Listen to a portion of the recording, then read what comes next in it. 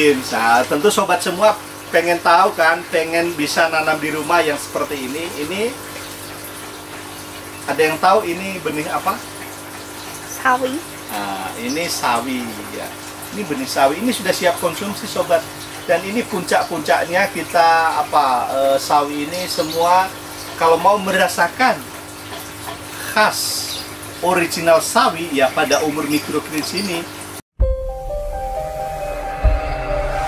Dipersembahkan oleh Top Dewe, teknologi pangan organik, pupuk dan hormon. Sobat organik milenial, ketemu lagi di channel kita Top Dewe ya. Bagaimana cara kita budidaya microgreens ya, teman-teman. Pada part pertama sobat semua sudah tahu itu microgreens itu apa ya. Kita sudah punya versi yang sama ya. Bagi yang belum tahu silahkan ditonton microgreens part pertama. Karena kita sudah kupas tuntas apa itu microgreens dan manfaatnya. Nah, sekarang pada part kedua ini kita akan kupas tuntas juga, berbagi ilmu secara tuntas tastus kepada sobat organik milenial, mak-mak milenial lebih-lebih ya, karena yang melakukan ini biasanya mak-mak milenial di rumah ya. Bagaimana cara, apa rahasianya budidaya microgreens? Ikuti terus video kita ya.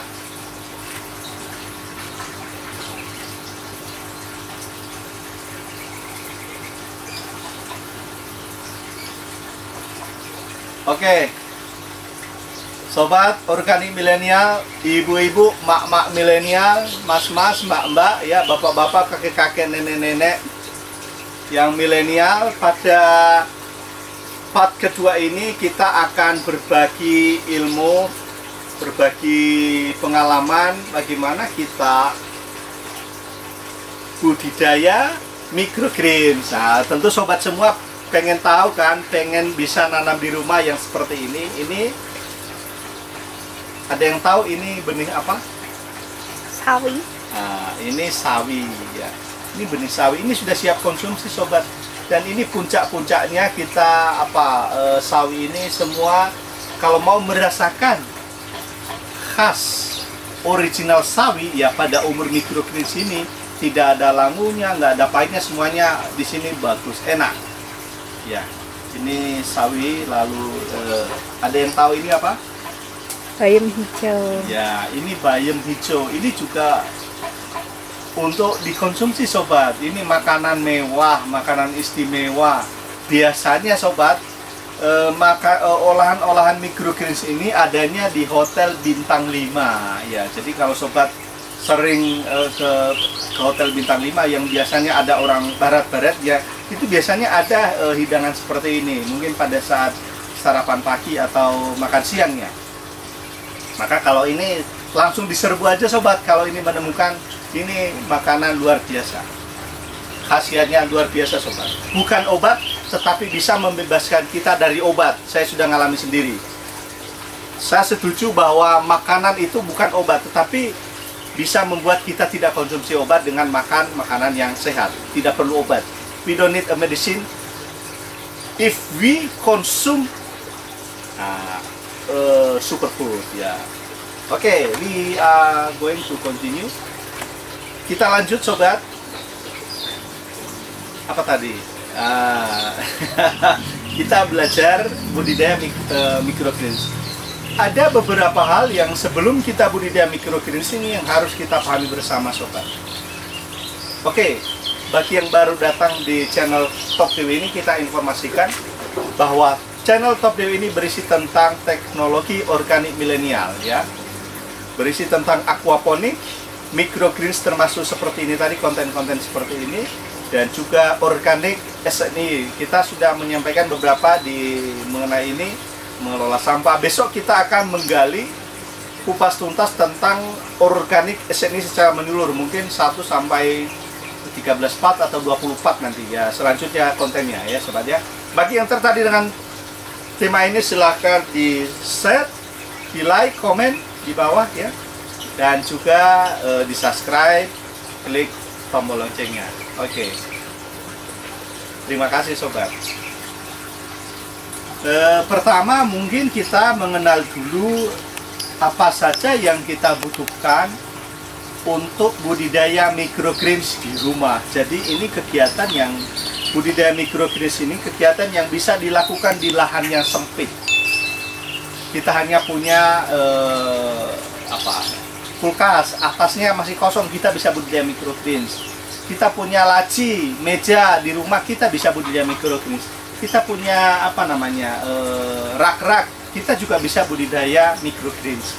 Pokoknya dengan lahan yang sangat terbatas, yang sangat minim, bahkan lahan yang selebar ini selebar ini loh, kita bisa budidaya microgreens di rumah. Jadi asal kita bisa naruh anak ini udah bisa budidaya microgreens. Lahan yang selebar ini ada yang tahu tempatnya apa ini? Tempat kue. Nah, ini tempat kue. Ini bisa beli di toko kue bisa. Ini ada yang tahu ini juga apa? Nampan. Nah, ini nampan yang namanya bisa ini tadi disebut tray ya. Ya, ini. Yang penting kita bisa naruh aja ini kita sudah bisa budidaya microgreens sobat. Gelas puding juga bisa ya? Nah, apa? Gelas puding ini loh. Mana? Yang Oh, ini ya, ini. Ini gelas puding sobat. Jadi juga asal bisa naruh ini tempatnya di atas semprotan juga bisa asal nggak jatuh. Nah, kita bisa budidaya microgreens. Jadi we don't have reason we cannot kita nggak bisa budidaya microgreens. Apapun keadaan kita di kos di kontrakan kita tetap bisa budidaya microgreens dengan ya kita bisa menikmati makanan yang mewah sobat. Ini makanan hotel bintang 5 sobat. Kita bisa lakukan di rumah ya, lebih-lebih ibu-ibu di rumah ini sangat direkomendasikan mak-mak ya, ibu-ibu ya. Silakan share juga ke ibu-ibu yang lain nanti bagaimana kita cara budidaya microgreens sehingga ini bisa dilakukan. Nah, ada permasalahan silakan diisi di kolom komentar ya. Bagi yang belum subscribe silahkan di subscribe ya. Oke, jadi microgreens ini tadi sobat kita bisa nanam dalam kondisi apapun, di kos, di lahan yang sempit, yang terbatas bisa. Dengan ini kondisi sekecil ini aja udah bisa nanam microgreens. Tempat puding bisa nanam microgreens. Oke, yang pertama kita punya lahan sempit bisa nanam. Semua orang bisa melakukan, mulai dari anak SD sampai sudah ada buktinya anak SD, TK bisa nanam microgreens, sampai kakek-kakek, nenek-nenek juga bisa sobat. Jadi tempat tidak masalah, umur tidak masalah, semua bisa dilakukan dan sangat direkomendasikan lebih-lebih mak-mak ya, ibu-ibu di rumah ya, microgreens ini bisa dilakukan. Ini investasi berharga untuk putra-putrinya ya, untuk meningkatkan kecerdasan otak anak, untuk menjaga kesehatan, meningkatkan stamina ya. Oke. Lahan sempit tidak masalah, umur generasi apa saja, generasi X, Y, A, B, C ya, bisa sobat. Jadi yang kedua adalah apa saja yang harus kita lakukan, kita siapkan, apa yang kita butuhkan untuk budidaya microgreens. Jadi pertama sobat, kita harus punya tempat ya, biar kita bisa menanam seperti ini kan kita butuh apa namanya ini? Ini pensil. Bisa butuh apa ini? Kita membutuhkan wadah ya. Ini bisa untuk tempat puding, bisa apa namanya? Ada yang tahu ini apa namanya? Mangkok. Nah ini mangkok plastik bisa, bekas juga bisa. Nah ini ada yang tahu ini apa? Bisa untuk ini apa? Tray tempat kue. Nah ini tray tempat kue dan ini ada yang tahu? Tadi kan sudah. Nah ini bisa ya. Jadi ini apa? Mungkin ada yang baru. Nampan. Nah ini nampan, tempat kue, mangkok untuk cuci tangan juga bisa. Untuk wadah apa saja bisa. Dan ini juga bisa untuk microgreens. Bekas puding bisa ya untuk nanam. Nah ini yang pertama, apa saja medianya tadi bisa ya sobat. Yang penting ada tempatnya ya untuk naruh media nanti. Cekung ya. Ukurannya berapa sobat ya? Minimal berapa ya? 3 sampai 5 cm lah tebalnya itu. minimal 4 cm ya. Minimal 4 cm lah tebalnya, udah bisa nanam sobat. Jadi ini udah bisa, ini segini. Sekitar 4 cm bisa nanam. Itu ketebalannya. Terus yang kedua sobat, nah kita butuh media. Medianya ini kita pakai ini. Nah ini media ini kita pakai namanya kompos sobat. Nanti untuk memilih kompos juga ada yang harus kita perhatikan sobat. Pertama, kompos itu kompos yang sudah difermentasi, jadi sudah bersih dari patogen-patogen negatif, mikrobia yang merugikan kita ya. Ini kalau udah difermentasi itu sudah bersih, jadi aman untuk kesehatan. Kita sehat, tidak membuat kita sakit. Syarat itu yang difermentasi. Biasanya ciri-cirinya apa? Kompos yang sudah difermentasi, kalau dicium tidak berbau. Terus kondisinya ini mawur ya. Lalu strukturnya halus. Halus ya.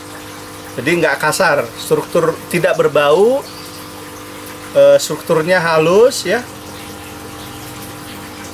Dan yang tadi sudah difermentasi tidak mengeluarkan itu ya.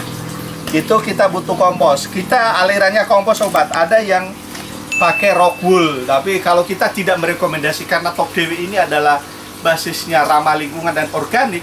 Rock wool itu kan ya itu kan tidak terurai itu nanti jadi sampah lagi, limbah.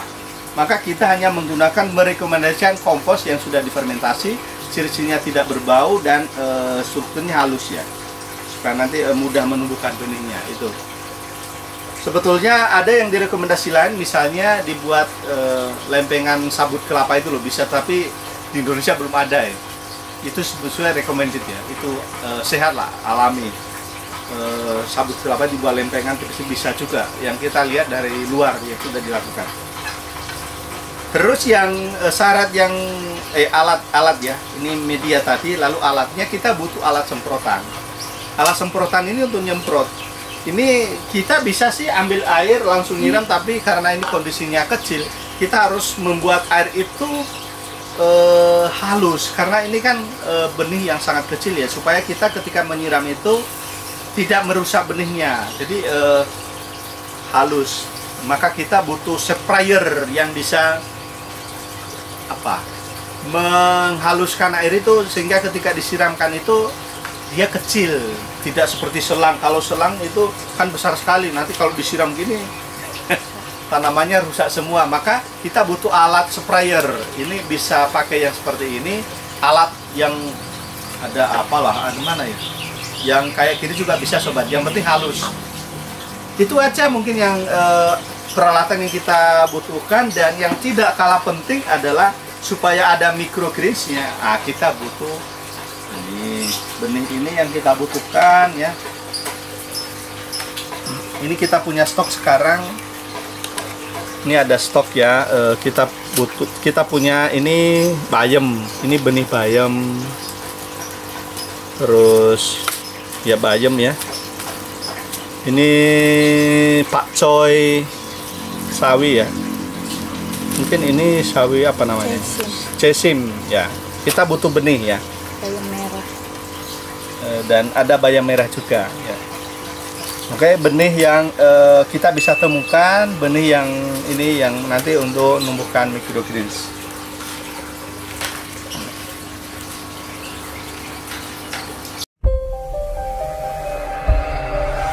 Dipersembahkan oleh Top Dewi, teknologi pangan organik, pupuk dan hormon.